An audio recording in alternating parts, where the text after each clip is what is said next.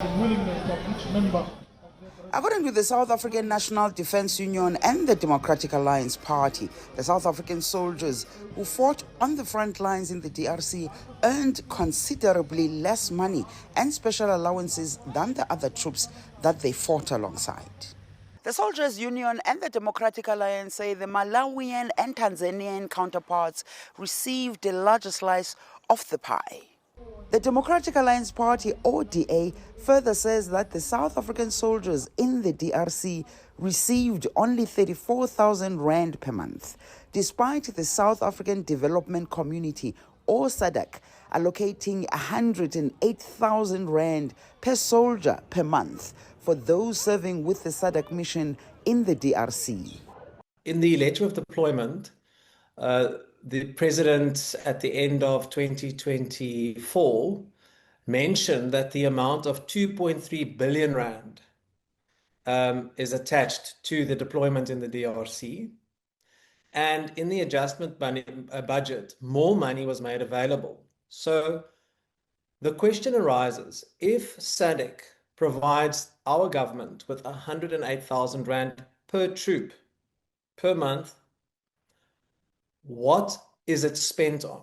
Now, I don't think anybody expects the government to pay the full 108,000 rand to the troop. We understand, of course, that it is made up of certain expenses. It's supposed to cover perhaps food, water, ammunition, whatever the story is. But there is a concern amongst some of the troops that their counterparts in other countries are receiving far more than they do. But the South African National Defence Force has refuted these reports. Soldiers are getting what is due to them. There's a just miscommunication and understanding how our financial system works. And this has resulted in this miscommunication. Just to put on record, the South African soldiers are part of the Summit DRC contingent, which means that they are being paid by the SADC, who is the organ that is responsible for the payment of allowances related to the Summit DRC deployment. The Summit DRC has given us a breakdown of what is paid to each soldier that is deployed.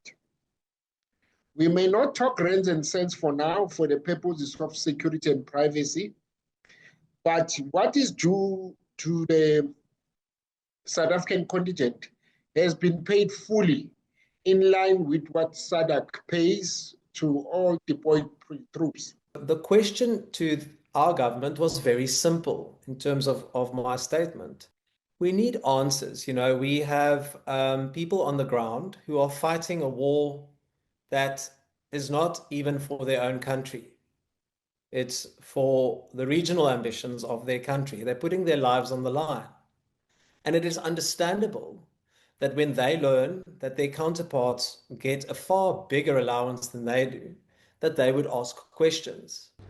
The DA further asserts that this has led to disillusionment among the South African foot soldiers. On the other hand, the South African National Defence Force says as a result of the accusations from the DA and the Soldiers Union, the Defence Force will take action.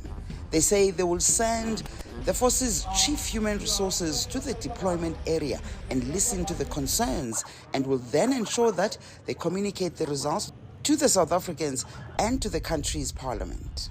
If we are invited in those forums, which is the Parliamentary Defence Portfolio Committee, the Joint Standing Committee on Defence, we will submit all our processes for scrutiny, and we will be there to answer each and every question that will be directed to us, because there's nothing to hide.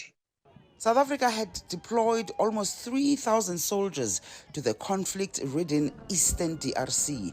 The SANDF has worked alongside DRC security forces to fight rebel groups. Yuri Sanjamela for CGTN in Johannesburg, South Africa.